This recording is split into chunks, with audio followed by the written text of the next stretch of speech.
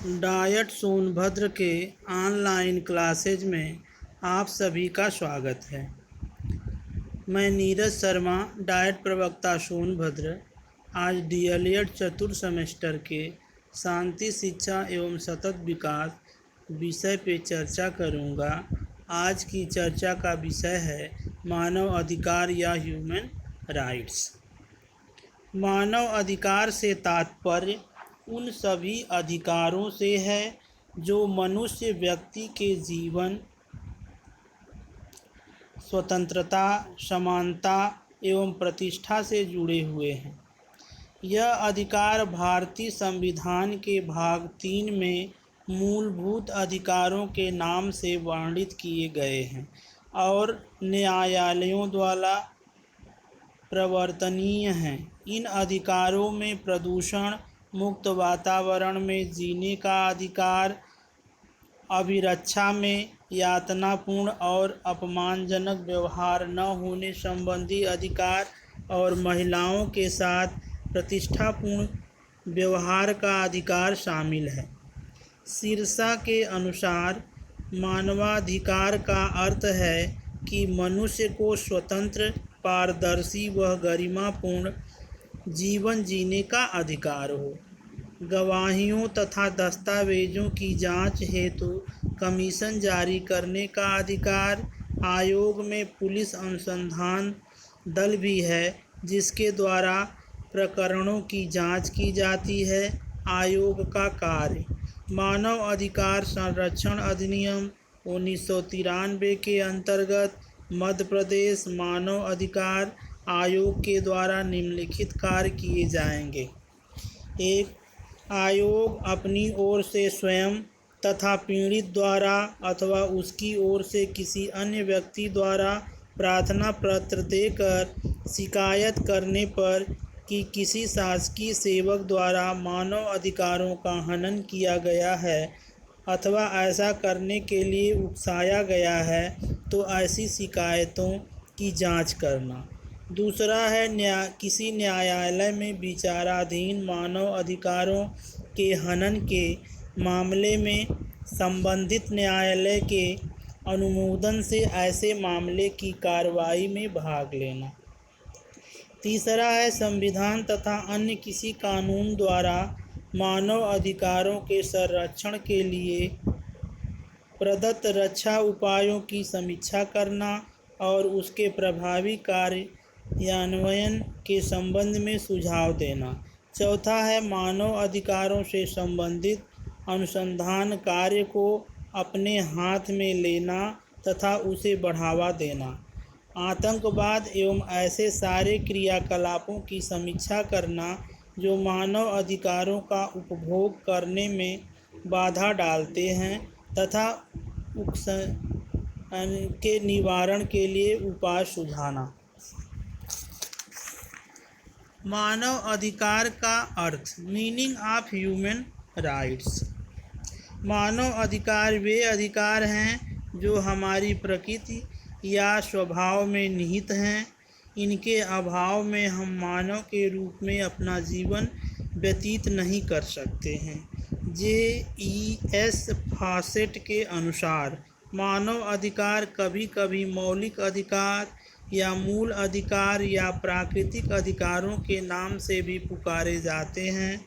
मौलिक अधिकार वे अधिकार हैं जिनको किसी व्यवस्थापिका द्वारा छीना नहीं जा सकता।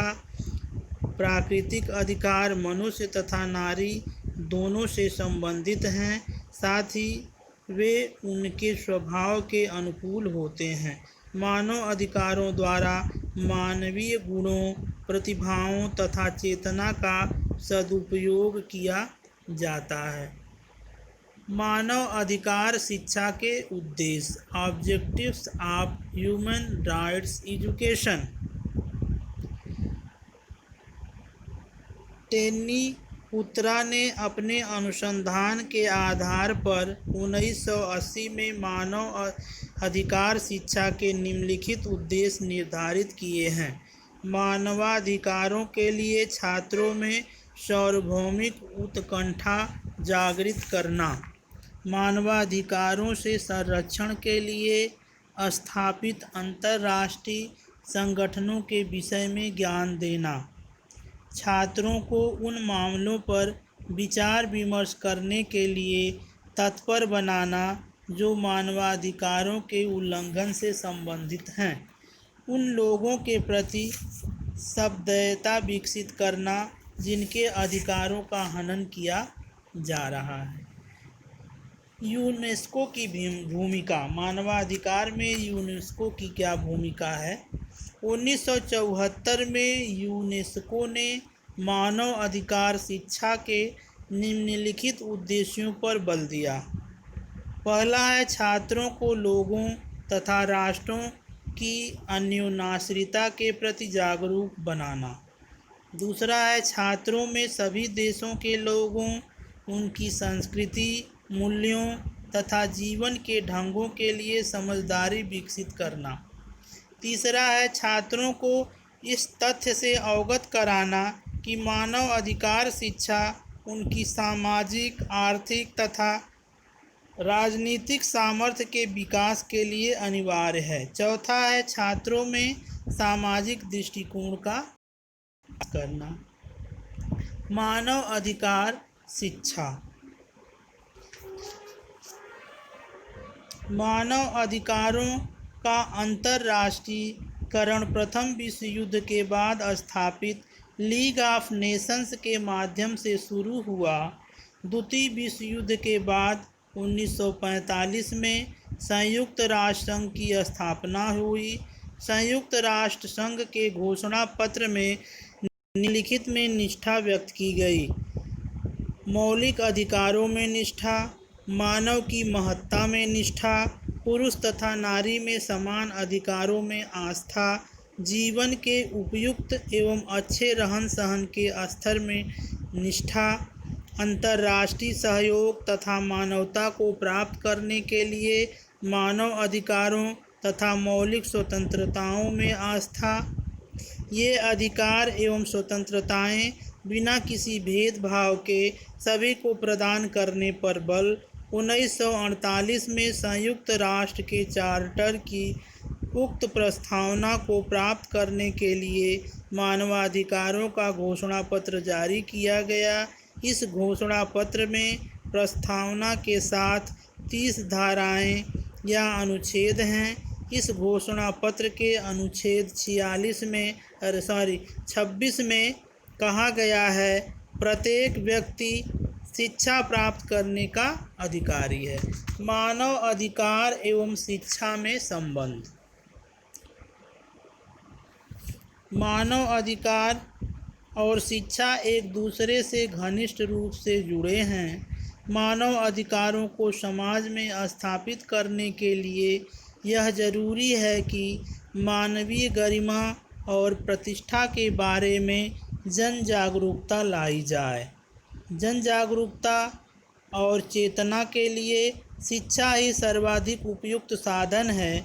इस दृष्टि से शिक्षा के अधिकार के अंतर्गत ही मानवाधिकारों की शिक्षा भी शामिल है। ऐसी शिक्षा ही समाज में शोषण और उत्पीड़न पर रोक लगाने में कारगर सिद्ध हो सकती है। भारत में मानव अधिकार के प्रावधान। भारत में मानव अधिकार के लिए संविधान में कुछ प्रावधान किए गए हैं। जैसे अनुच्छेद 1 में सभी मनुष्य प्रतिष्ठा और अधिकारों की दृष्टि से स्वतंत्र तथा समान पैदा हुए हैं। अनुच्छेद 2 प्रत्येक व्यक्ति इस घोषणा में वर्णित सभी अधिकारों और स्वतंत्रताओं का किसी भी प्रकार के भेदभाव के बिना उपभोग करने का पात्र है। अनुच्छेद 3 में कहा गया है, जीवन, स्वतंत्रता, व्यक्तिगत सुरक्षा का अधिकार। अनुच्छेद 4 दासता एवं अधिसेविता से मुक्ति। अनुच्छेद 5 उत्पीड़न और निम्न कोटि के व्यवहार से मुक्ति। अनुच्छेद 6 विधि के समक्ष एक व्यक्ति के रूप में मान्यता प्राप्त करने का अधिकार। अनुच्छेद 7 विधि के समक्ष समानता का अधिकार। अनुच्छेद 8 अधिकारों का अतिक्रमण होने की स्थिति में समक्ष अधिकरण द्वारा प्रतिकार प्राप्त करने का अधिकार। अनुच्छेद 9 मनमाने ढंग से गिरफ्तार या निर्वासित किए जाने से मुक्ति। अनुच्छेद 10 स्वतंत्र तथा निष्पक्ष अधिकरण द्वारा सार्वजनिक सुनवाई का अधिकार। अनुच्छेद 11 किसी भी दंडनीय अपराध से आरोपित व्यक्ति को यह अधिकार की विधि के अनुसार दोषी सिद्ध न कर दिए जाने तक उसे निर्दोष माना जाए। अनुच्छेद 12 किसी भी व्यक्ति को एकांतता उसके कुटुंब, गृह या पत्राचार में मनमाना हस्तक्षेप या आघात के विरुद्ध संरक्षण का अधिकार। अनुच्छेद 13 किसी भी व्यक्ति को अपने देश की सीमाओं के भीतर संरक्षण तथा निवास और अपने देश से बाहर के देश में जाने और अपने देश में वापस आने का अधिकार प्राप्त है। अनुच्छेद 14 प्रत्येक व्यक्ति को अपने देश में उत्पीड़न के कारण उससे बचने के लिए दूसरे देशों में शरण मांगने तथा ऐसी शरण का उपभोग करने का अधिकार है।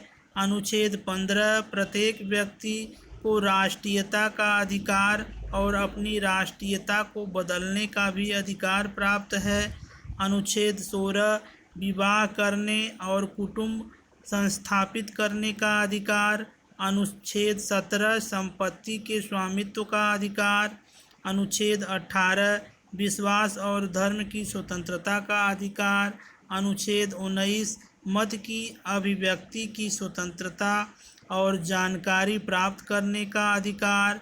अनुच्छेद 20 शांतिपूर्ण सम्मेलन तथा आपसी मेल मिलाप तथा किसी भी संस्था से संबद्ध होने की स्वतंत्रता का अधिकार।